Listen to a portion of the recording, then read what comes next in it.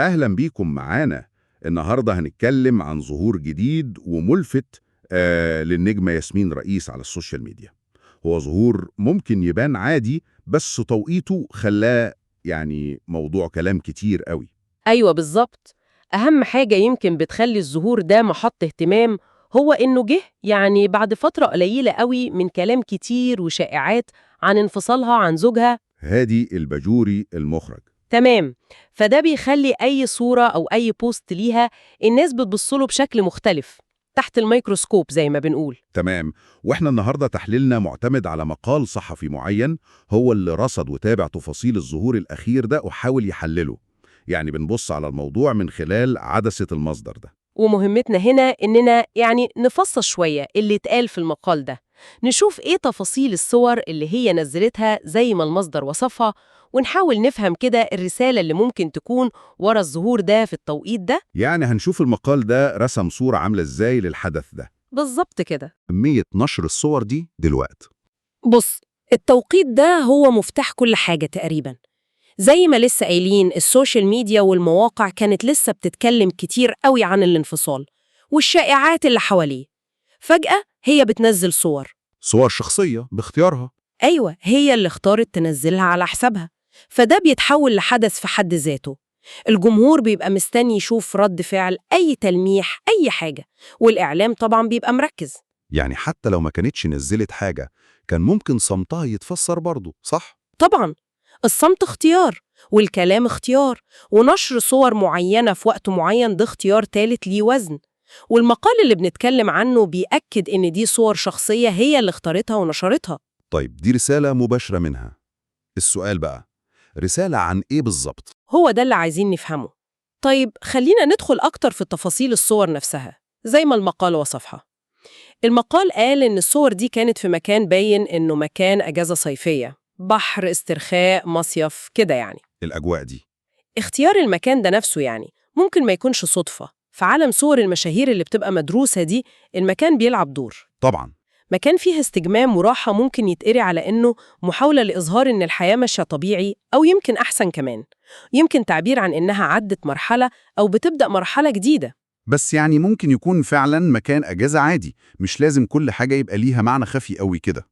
أكيد الاحتمال ده موجود ومنطقي، بس برضه صعب نتجاهل إن الشخصيات العامة بيبقوا غالباً يعني واعيين قوي لتأثير صورهم واختياراتهم، خصوصاً في سياق زي ده مليان تكهنات. هو السياق اللي بيخلي الواحد يفكر أكتر. بالظبط. فكرة الاسترخاء نفسها في الظروف دي ممكن تكون رسالة عكس القلق أو الزعل اللي الناس ممكن تكون متوقعة. نقطة مهمة دي. طيب نروح لحاجة تانية المقال وصفها بالتفصيل، ويمكن دي أكتر حاجة المقال نفسه ركز عليها: اللبس، الإطلالة. بيقول إنها كانت لابسة فستان صيفي أبيض مكشوف الظهر ومن غير كمام، والمقال استخدم كلمة معينة لوصف الفستان ده، قال جريء. وهنا بقى الكلام يبتدي ياخد عمق أكبر شوية.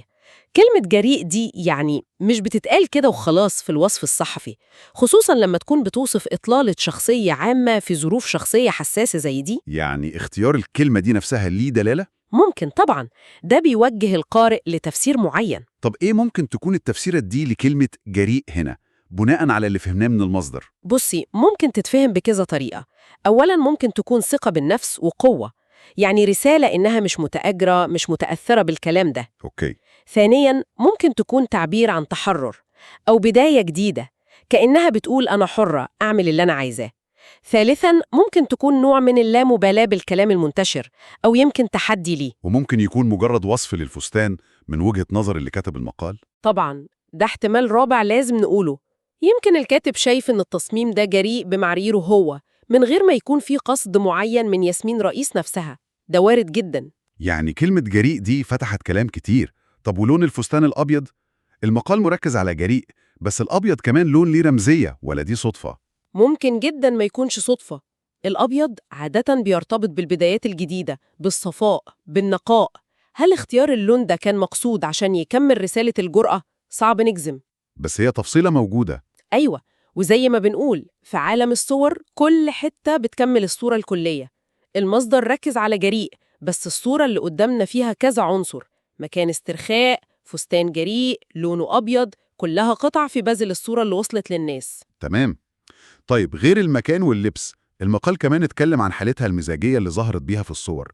قال إنها كانت بتبتسم وباين عليها السعادة والاسترخاء. ودي بقى يمكن أهم حتة في البازل ده كله، إنها تظهر مبسوطة ومسترخية وبتضحك في عز الكلام عن أزمة شخصية أو انفصال. دي تعتبر أقوى رسالة عكسية ممكن تتبعت من غير كلام مباشر. طب هل ده ممكن يكون نوع من الأداء؟ تمثيل أقصد.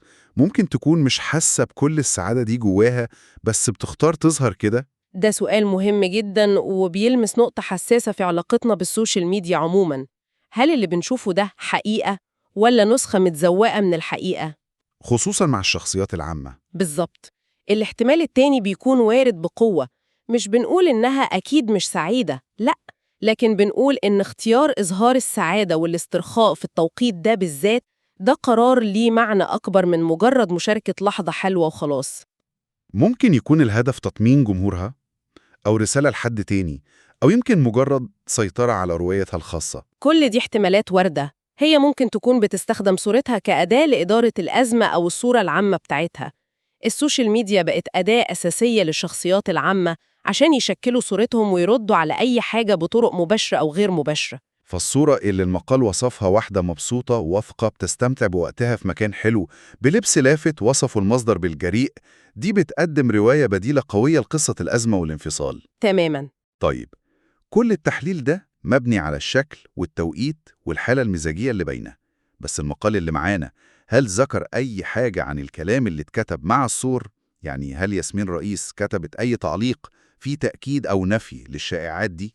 لا، ودي نقطة مهمة جدا ومحتاجين نوضحها.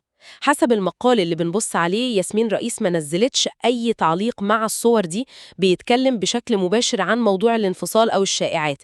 لا أكدت ولا نفت أي حاجة في البوست ده بالذات. كل التركيز كان على الصورة نفسها، الصورة الصامتة. بالظبط كده.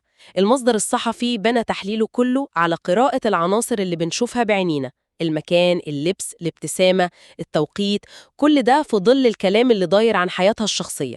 مفيش أي تصريح مباشر منها في السياق ده على حسب كلام المصدر. وده بيخلي التحليل مركز أكتر على لغة الصورة، لغة الجسد، لغة الموضة، مش رد على كلام صريح. ممكن جدا يكون ده اختيار مقصود برضه، إن الرد يجي بالصورة مش بالكلام. إزاي إنها تسقط عن الموضوع الأساسي وفي نفس الوقت تنشر صور بتقول عكس المتوقع، اللي هو الزعل أو التوتر.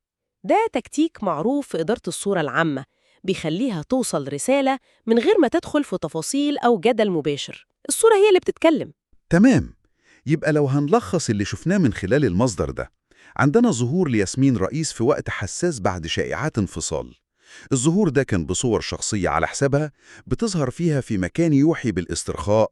بإطلال المقال وصفها بالجريئة ومبسوطة ومبتسمة وبين عليها الثقة. كل ده من غير أي تعليق مباشر منها على الشائعات نفسها. بالظبط. هي دي العناصر اللي المقال جمعها ورسم بيها صورة للموقف: التفاعل بين السياق الحساس، الشائعات، والمظهر اللي ممكن يكون لافت، الفستان الجريء والأبيض، والحالة المزاجية الإيجابية، وغياب الكلام المباشر. المقال حط العناصر دي قدام القارئ وساب له الباب مفتوح عشان يفسرها. وده يخلينا نفكر بشكل عام في السوشيال ميديا نفسها وعلاقتنا بيها. فعلاً، الموضوع ده مثال واضح قوي إزاي السوشيال ميديا ممكن تستخدم كمسرح لتقديم روايات معينة عن نفسنا. الصورة اللي بنشوفها وخصوصاً للشخصيات العامة غالباً بتبقى نتيجة تفكير واختيار دقيق، مش مجرد لقطة عفوية في أغلب الوقت. طب وإحنا بنختم تحليلنا للمصدر ده، إيه الفكرة الأعمق اللي ممكن ناخدها معانا؟ أعتقد الفكرة الأساسية اللي ممكن نطلع بيها من قرايتنا للمصدر ده هي التساؤل عن فكرة الحقيقة والأصالة في عصر السوشيال ميديا. لحد فين نقدر نعتبر الصور المتصممة والمختارة بعناية دي، زي اللي المقال وصفها، انعكاس حقيقي لمشاعر أو ظروف شخصية؟ السعادة اللي بنشوفها دي سعادة بجد ولا أداء للسعادة؟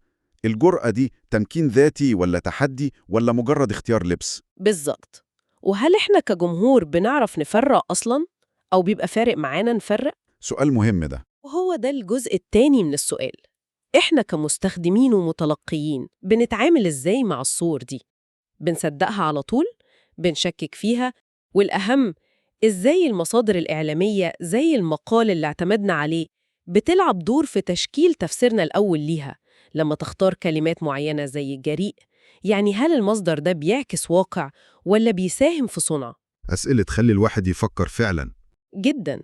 والسؤال الأخير اللي ممكن نسيبه للمستمعين يفكروا فيه، لما بنشوف شخصية عامة بتعدي بظروف صعبة سواء معلنة أو مجرد شائعات، ونلاقيها بتنشر صور فيها قوة وسعادة وكأنها بتقول أنا مكملة، إيه الرسالة اللي بتوصلنا بجد؟ وهل الرسالة دي كلها مقصودة من الشخص نفسه ولا جزء كبير منها بيتكون في دماغنا إحنا بناء على توقعاتنا وتفسيراتنا وتأثرنا بطريقة تغطية الإعلام للموضوع؟ التفكير في الطبقات المختلفة دي ورا أي صورة بنشوفها على السوشيال ميديا بقى ضروري قوي في الزمن ده.